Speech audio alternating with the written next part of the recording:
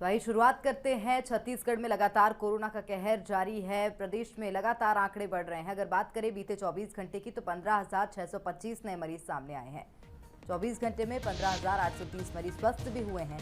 प्रदेश में 181 लोगों की बीते 24 घंटे में संक्रमण से मौत हुई है और अब तक 6,274 लोगों की कोरोना से मौत हो चुकी है। प्रदेश में कुल एक्टिव केस की संख्या 1,25,688 है। तो इसके साथ ही आपको यदि अलग अलग जिलों के आंकड़ों पर नजर डालें तो रायपुर में 2000 से भी ज्यादा नए मरीज मिले हैं। 2,225 संक्रमित मिले। वहीं दुर्ग में 1,679 नए पॉजिटिव मिले हैं। बिलासपुर में 1,330 मरीजों की पुष्टि हुई है। राजनांदगांव में ये संख्या 825 है। वहीं कोरबा में भी आंकड़े लगातार बढ़ते जा रहे हैं। रायगढ़ में भी 900 के पार नए मरीज मिले हैं। तो छत्तीसगढ़ में भी कोरोना का कहर जारी है। हालांकि नए मरीज मिलने के साथ साथ मरीज तेजी से ठीक भी हो रहे हैं।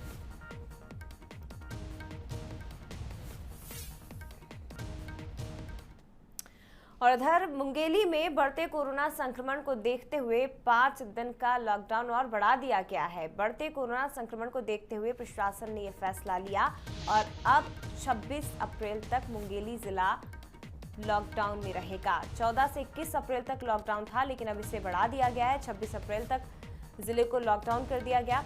वहीं इस दौरान सार्वजनिक वितरण प्रणाली की दुकानों को छूट रहेगी, लेकिन उसमें भी कुछ शर्तें लागू रहेंगी।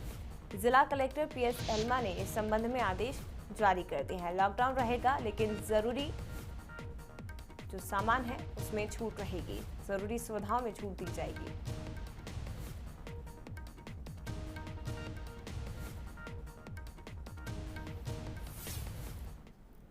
और सुकमा की बात कर लेते हैं। जिले में 1 मई तक टोटल लॉकडाउन लगाया गया है। जिले के ओडिशा, आंध्रा, तेलंगाना बॉर्डर सील कर दिए गए हैं। इमरजेंसी सेवाएं बहाल रहेंगी। बैंक को 1 बजे दोपहर तक का समय है। तो सुकमा कलेक्टर ने इसके आदेश जारी किए और जो भी दूसरे प्रदेश हैं उनके बॉर्डर्स को सील कर दिया है और बैंकों को 1 बजे तक दोपहर छूट रहेगी।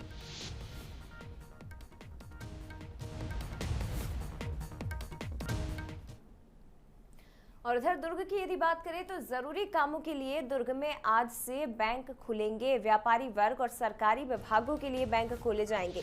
हालांकि समय सीमा तय कर ली गई है। सुबह 10 बजे से दोपहर 1 बजे तक ही बैंक संचालन की अनुमति होगी। इस समय सीमा के अंदर ही तमाम जरूरी कामकाज निपटाने होंगे और इसके साथ ही बैंकों को भी गाइडलाइंस दी गई हैं। सीमित स्टाफ के साथ ही बैंक प्रबंधन को बैंक खोलना होगा। दवा, मेडिकल इक्विपमेंट, इसके साथ ही लिक्विड ऑक्सीजन उत्पादक, LPG, पेट्रोल पंप, इन सबसे संबंधित कार्यों के लिए बैंक ट्रांजैक्शन की अनुमति दी गई है। वहीं उद्योगों को श्रमिकों सहित व्यापारिक भुगतान के लिए भी अनुमति मिली है। आम लोगों को 26 अप्रैल तक बैंक संबंधी कामों के लिए हालांकि इंतजार करना होगा। तो बैंक आज से खुलेंगे, लेकिन जो उद्योग हैं या जरूरी जो वर्ग हैं वही बैंकों से संबंधित कामकाज निपटा सकते हैं। आम जनता को फिलहाल 26 अप्रैल तक बैंक संबंधी कामों के लिए इंतजार करना होगा।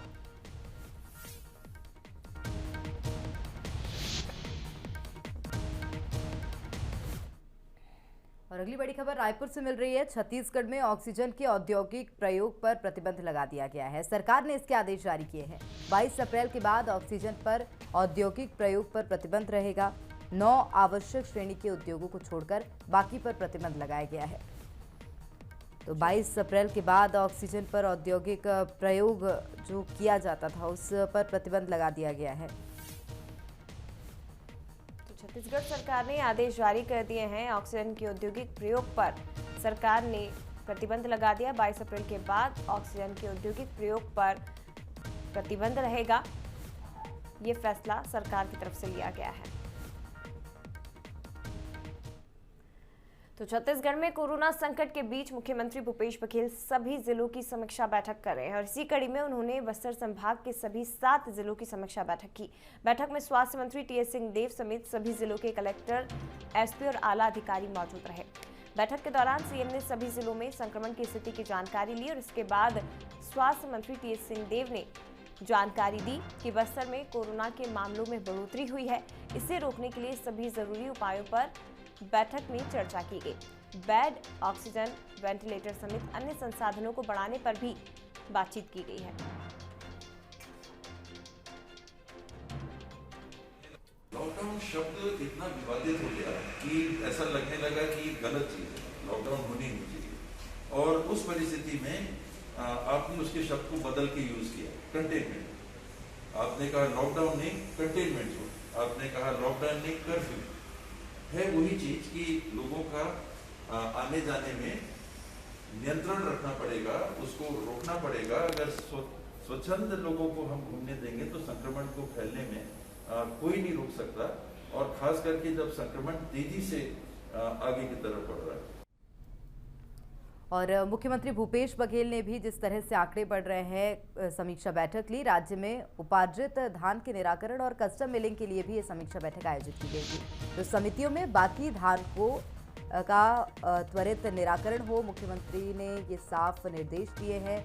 खरीफ विपणन वर्ष 2020-21 में 92 लाख मीट्रिक टन धान की खरीदी होनी चाहिए। तो आपको बता दें कि कुल 92 लाख मीट्रिक टन धान में से 47.37 लाख मीट्रिक टन धान डीओ के माध्यम से मिलर्स को प्रदाय किया जा चुका है। तो 19.68 लाख मीट्रिक टन धान डीओ के माध्यम से संग्रहण किया जाएगा।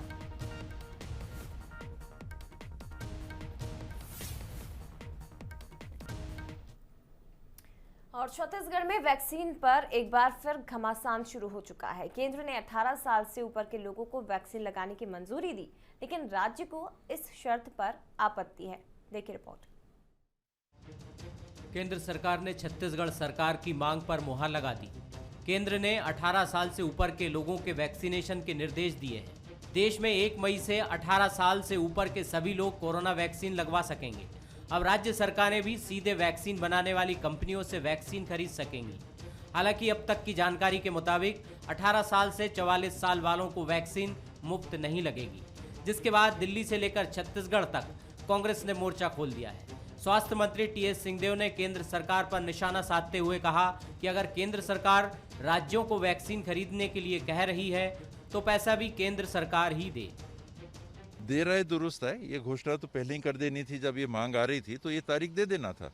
जिस बात को राहुल जी, सोनिया जी और लीडर्स, स्टेट के लीडर्स, हमारे मुख्यमंत्री जी लगातार कह रहे थे, अब जाके केंद्र सरकार ने अंततः घोषणा कि 50% हम ओपन करेंगे, 50% इधर करेंगे। ये गलत निर्णय है। रेमडेसिविर में हम लोग देख रहे हैं कि किस तरह से मारामारी हो रही है कि जिस राज्य में उसका उत्पादन हो रहा है उसी राज्य ने उसको रोक लिया है, बाहर जाने में बंदिशें हैं। यही समय रहता है जब केंद्र सरकार को बीच में रहना चाहिए, और व्यवस्था केंद्र सरकार के माध्यम से जो हो रही थी वही सबसे उचित व्यवस्था थी। ये इनने बड़ी गलती की है।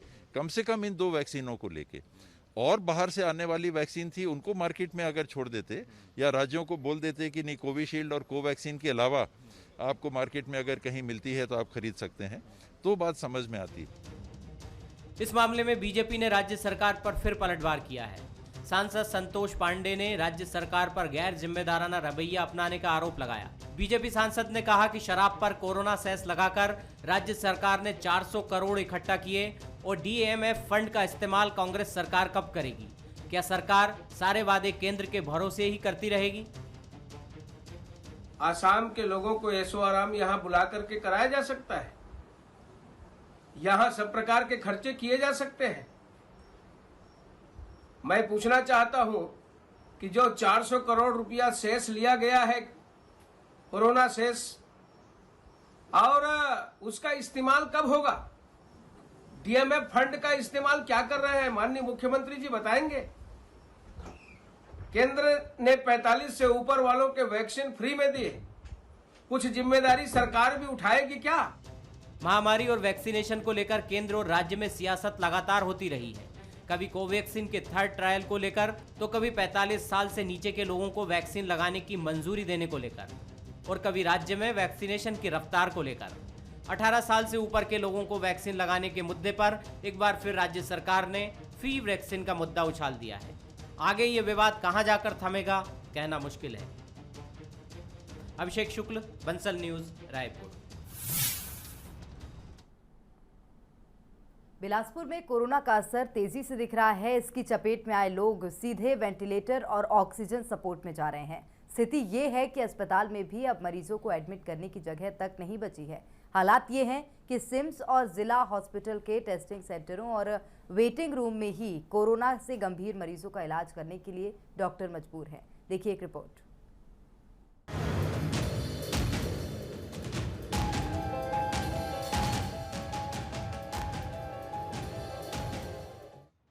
ये तस्वीरें बेबसी और लाचारी की हैं।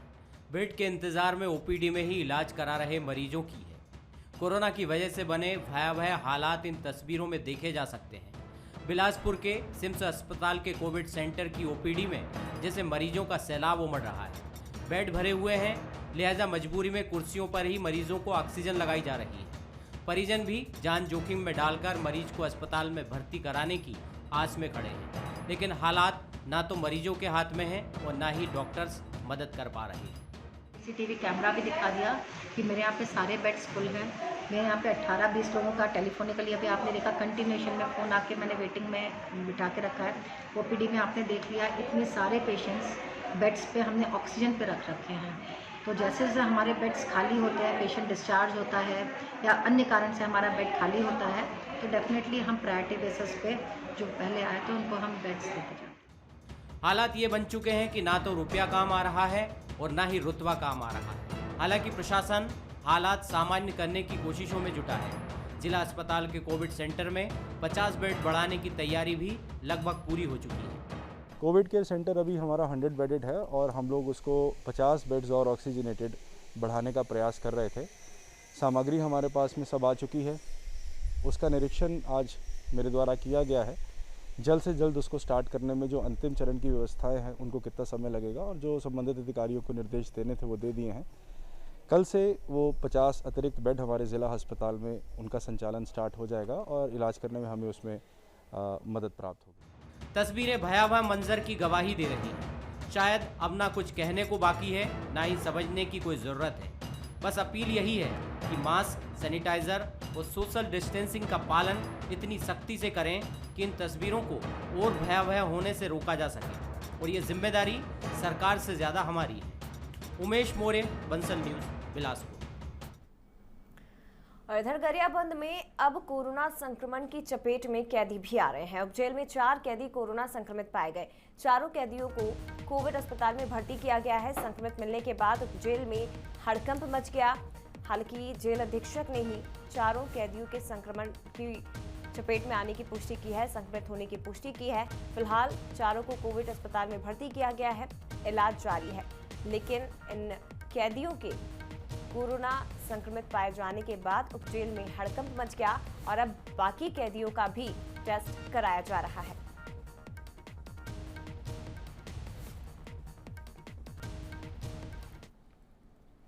और वहीं बस्तर में कोरोना संक्रमण को देखते हुए प्रशासन ने लॉकडाउन लगाया है। इसके बावजूद लोग लगातार अनावश्यक घरों से बाहर घूम रहे हैं। चौक चौराहों पर पुलिस तैनात है जो लोगों पर कार्रवाई कर रही है और गाइडलाइन का पालन करने की समझाइश दी जा रही है। जायजा लिया संवाददाता प्रशांत गजभिये ने। बस्तर में लगातार कोरोना के मामले बढ़ते जा रहे हैं, जिसको देखते हुए बस्तर जिले में लॉकडाउन कर दिया गया है। लेकिन बावजूद इसके लोग अनावश्यक शहरों में घूम रहे हैं। आप देख सकते हैं अभी हम चांदनी चौक में मौजूद हैं और यहाँ पे किस तरीके से लोग अनावश्यक जो घूम रहे थे उन लोगों को रोका गया है और खुद जिले के एसपी यहाँ पर मौजूद हैं। और देख सकते हैं कि एक और जो लोग भी अनावश्यक घूम रहे हैं उन लोगों को रोककर उनकी कोरोना टेस्ट करवाई जा रही है और खुद जिले के एसपी यहाँ मौजूद है। दीपक सर से ही जानते हैं, सर यहाँ पे लोग लगातार अनावश्यक घूम रहे हैं, उनके लिए अब जो है जगह जगह पर स्थायी टेंट लगा दिया गया ताकि लोग उनको कोरोना टेस्ट करवाया जा सके। क्या कुछ तरीका है और किस तरीके से इनको समझाइश दी जा रही है? हाँ बिल्कुल, जैसे कि लगातार जो कोरोना संक्रमण के केसेस हैं वो हम देख रहे हैं, काफ़ी लगातार बढ़े जा रहे हैं प्रदेश में। उसको देखते हुए हम लोगों ने जगह जगह जो अलग अलग चौक चौराहों पे हम लोगों ने इस तरह का कोरोना टेस्टिंग की सुविधा प्रदान किया है। कल भी अनुपमा चौक पे और चांदनी चौक पे हुआ था और काफ़ी सारे उसमें टेस्ट हुए थे, काफ़ी पॉजिटिव आए भी थे। उसी को देखते हुए उसका रिजल्ट्स को देखते हुए आज पुनः उसी चीज़ को लागू किया जा रहा है और लगातार इसको अधिक समय तक इसको जारी रखी जाएगी। साथ ही हम ये भी ध्यान देंगे कि इसकी आड़ में लोग अनावश्यक घूमे नहीं और जिनका अनावश्यक उस जगहों पे भीड़ न बने, उसको भी ध्यान में रखकर पुलिस बल को समझाइश दिया गया और हमारे पुलिस विभाग के साथ साथ कुछ वॉलंटियर्स भी काम कर रहे हैं, उनको भी धैर्य के साथ काम करने के लिए, पेशेंस के साथ काम करने के लिए उनको भी हम लोग उनकी मदद ले रहे हैं। मैडम, कितने दिन से यहाँ पे टेस्ट कर रहे हैं और कितने लोग जो है पॉजिटिव अभी तक आ चुके हैं और कितनों की जांच हो चुकी है?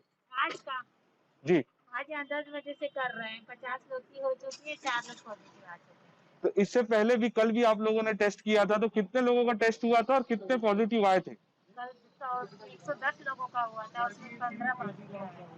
तो देखिए कि जो लोग अनावश्यक रूप से घूम रहे हैं उन लोगों में भी लगातार अब जो है पॉजिटिव केस आ रहे हैं। कल जिस तरीके से 15 लोगों का यहाँ पर पॉजिटिव आया था रिपोर्ट, जिसके बाद आज भी जो है 4 लोगों की रिपोर्ट पॉजिटिव आ चुकी है। और संक्रमण से बिगड़ते हालात के बीच दंतेवाड़ा की डीएसपी शिल्पा साहू गर्भवती होने पर भी अपना फर्ज निभा रही हैं। 5 महीने की गर्भवती होने पर भी वो सड़क पर उतरी और चिलचिलाती धूप में बेवजह घर से निकलने वाले लापरवाह लोगों को समझाई थी। टीम के साथ मौजूद रहकर चालानी कार्रवाई भी की है। शिल्पा ने लोगों से कहा है कि हम सड़क पर हैं ताकि आप सुरक्षित रहें। इस बात को समझिए। देखिए किस तरह से डीएसपी शिल्पा साहू 5 माह के गर्भ को लेकर सड़क पर उतरी हैं। जो जिम्मेदार और साहसी अधिकारी हैं, ये सड़कों पर आपका आज और कल बचाने के लिए ही खड़ी हुई है।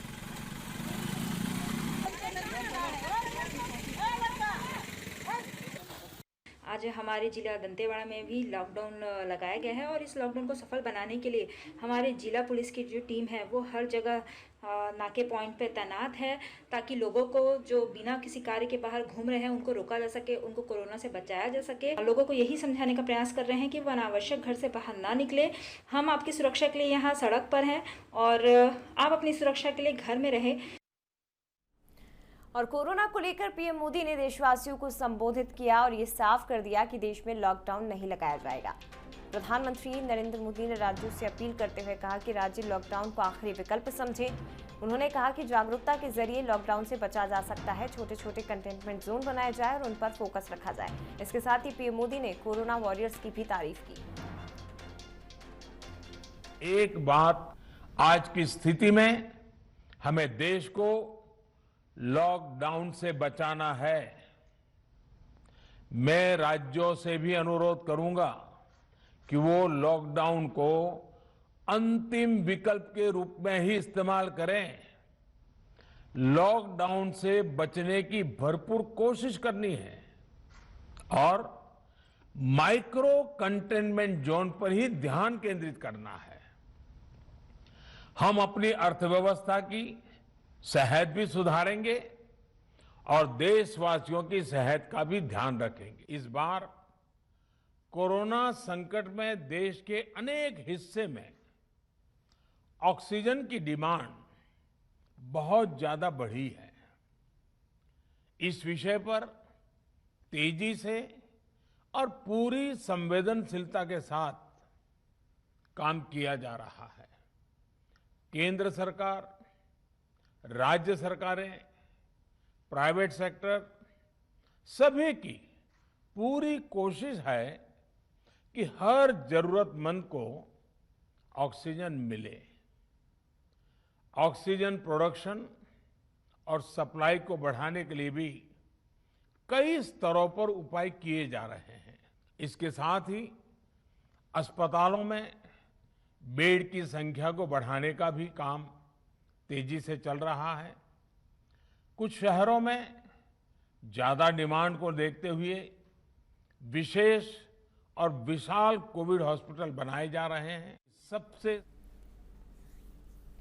और वहीं स्वास्थ्य मंत्री टीएस सिंहदेव का भी बयान सामने आया है। पीएम मोदी के संबोधन पर टीएस सिंहदेव ने कहा कि पीएम मोदी ने निःशुल्क वैक्सीन देने की बात नहीं कही, तो निशाना साधा है प्रधानमंत्री नरेंद्र मोदी पर। छत्तीसगढ़ के स्वास्थ्य मंत्री टीएस सिंहदेव ने प्रधानमंत्री नरेंद्र मोदी के संबोधन पर उन्होंने कहा कि पीएम मोदी ने निःशुल्क वैक्सीन देने की बात नहीं कही।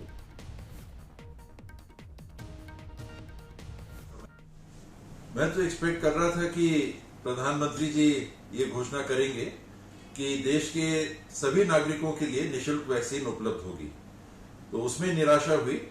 सोनिया जी ने, राहुल जी ने, कांग्रेस के कई नेताओं ने, हमारे मुख्यमंत्री जी ने, स्वयं मैंने भी इस बात का कई बार जिक्र किया था कि वैक्सीनेशन प्रोडक्शन बढ़ा के इसको ओपन करने का समय आ गया। तो देर आए दुरुस्त आए, उनने घोषणा की उसकी कि सबको लगना ही है और 1 मई से इसको ओपन किया। लेकिन चिंता इस बात की है कि वैक्सीनेशन प्रोडक्शन बढ़ेगा कितना, इसका कोई जिक्र उन्होंने नहीं किया। आगे बढ़ते हैं खबर कोंडागांव से, जहां एक सड़क हादसा हुआ है और इस हादसे में 3 लोगों की दर्दनाक मौत हो गई। पुल के डिवाइडर से एक तेज रफ्तार कार अनियंत्रित होकर टकरा गई। इस घटना में 2 महिला और एक पुरुष की मौके पर ही मौत हो गई। हादसे में 6 लोग घायल बताए जा रहे हैं, जिनका इलाज जिला अस्पताल में जारी है। घोड़ा गांव के नेशनल हाईवे 30 की घटना बताई जा रही है, जहां एक तेज रफ्तार कार पुल के डिवाइडर से टकरा गई। हादसे में 3 लोगों की मौत हुई है, जिसमें 2 महिला और एक पुरुष शामिल है।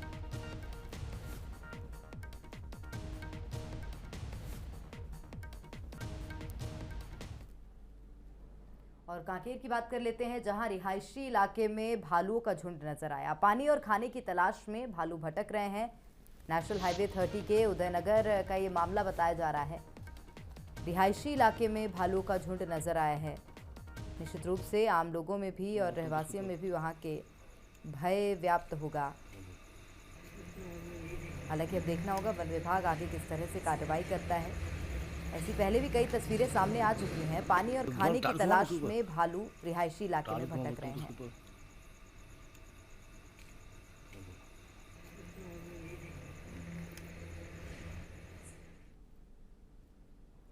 इधर बस्तर के कोंडागांव में रहने वाले जनजातीय समुदाय के धनीराम बघेल पर्यावरण और संस्कृति को बचाने की मुहिम चला रहे हैं। कटबेड़ा पारा के रहने वाले धनीराम बघेल हल्बी भाषा में गीत और भजन गाकर लोगों को जागरूक कर रहे हैं। उनका कहना है कि विकास के अंधी दौड़ में पर्यावरण को काफी नुकसान हो रहा है, जो आने वाली पीढ़ियों के लिए खतरनाक है।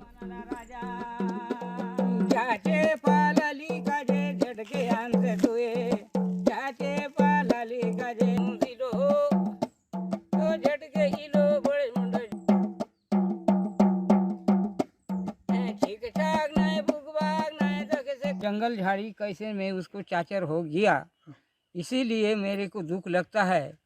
ये दुख कारण से मेरे उसको नज़र में देख के मैं उसको गाना बोलने से लिए तैयार है। जितना भी जंगल झाड़ी डोंगरी पहाड़ सब उसको कटे जाएगा। गीत गा के उसको कोई समझदारी आदमी है उसको समझे और उसको जंगल झाड़ी को रक्षा करने के लिए और उसको सहयोग करने के लिए उसको तैयार हो जाएगा बोलने से।